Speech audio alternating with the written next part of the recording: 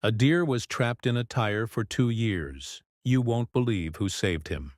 I was driving along a mountain road on a sunny morning when a deer suddenly ran into the middle of the road. I slammed on the brakes and stopped just in time.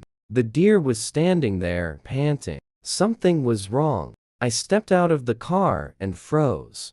There was a large car tire stuck around its neck. It looked like it had been there for years.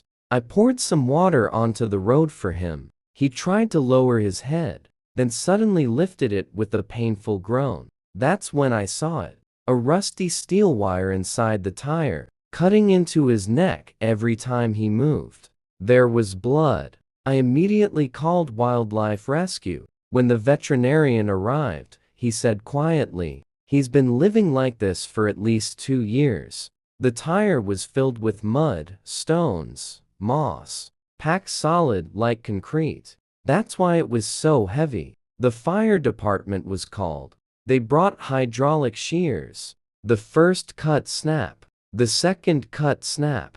And the tire finally split in two. When it hit the asphalt, the ground shook. We weighed it. 19 kilograms. Nearly 42 pounds. Hanging from his neck for 2 years. The vet cleaned his wounds and gave him medicine. Then he woke the deer up. He lowered his head and drank water without pain for the first time. He turned his neck left and right, then rubbed it against a road sign. The vet smiled and whispered, "He can scratch himself again for the first time in 2 years." The deer looked at each of us, then calmly walked back into the forest.